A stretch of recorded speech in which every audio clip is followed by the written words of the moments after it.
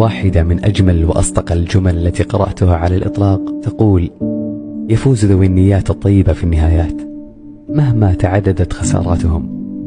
أعظم سبب للتوفيق والرزق ليس ذكائك ولا شهادتك ولا علاقاتك أيا كانت، بل نيتك الطيبة الخالصة لوجه الله.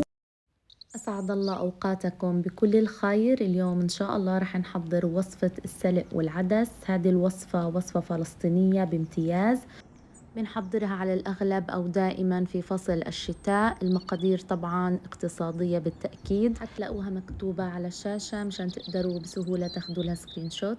بسم الله نبدأ. في قدر طبعا على النار رح أضيف كمية من زيت الزيتون أو الزيت النباتي المتوفر عندك طبعا استخدميه. في هذه الوصفة ما بينفع نستخدم الزبدة أو السمنة.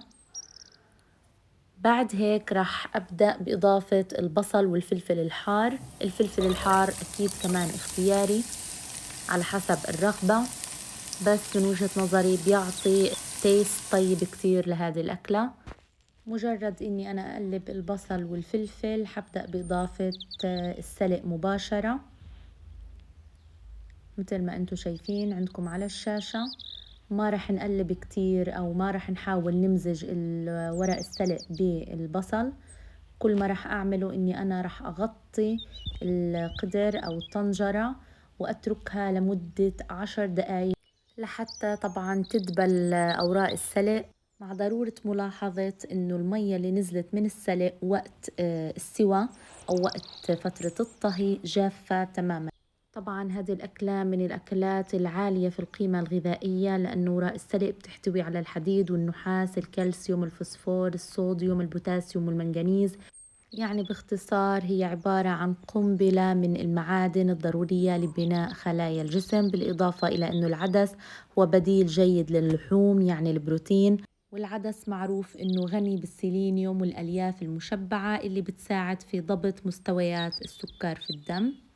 نرجع لنكمل طبختنا. مثل ما انتم شفتوا بعد ما استوى السلق ضفنا العدس المغسول، وبعد هيك رح نضيف المية المغلية.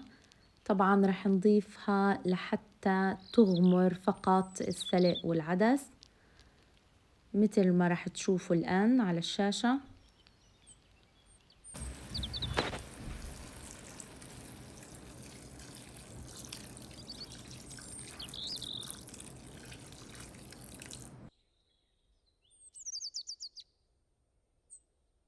بعد ما أضفنا الماء المغلي رح نغطي الطنجرة أو القدر لمدة 20 دقيقة حتى يتسبك المزيج ويصير عندي مزيج سميك نوعا ما.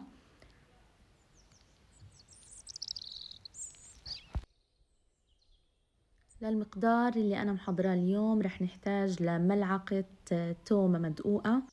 التومة ما رح نقليها بالزيت، رح نضيفها مثل ما هي.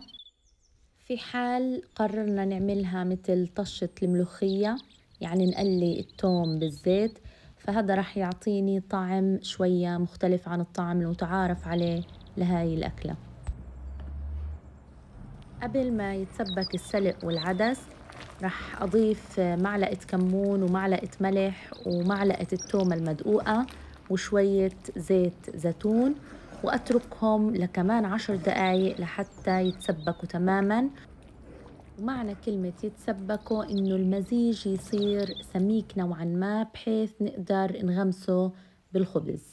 طبعا هان أضفت الكمون، رح أضيف الملح وكمان التومة المدقوقة وزيت الزيتون. من الضروري نسوي أكلة السلق والعدس على نار هادية تماما حتى ما تحترق معنا الطبخة.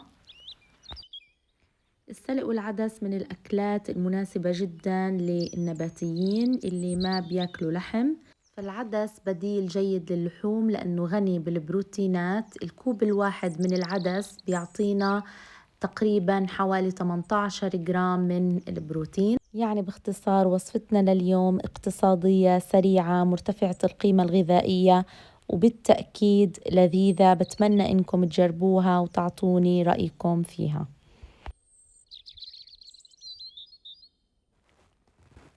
وهيك وصفتنا صارت جاهزة، إن شاء الله تكون نالت إعجابكم. دمتم بحفظ الله ورعايته.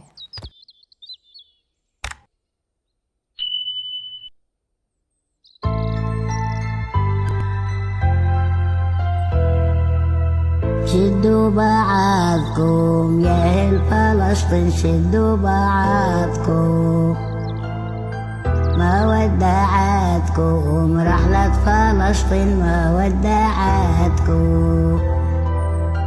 عوارك صيني لشت بالحبر، عوارك صيني يا فلسطيني، علي جرالك يا فلسطيني.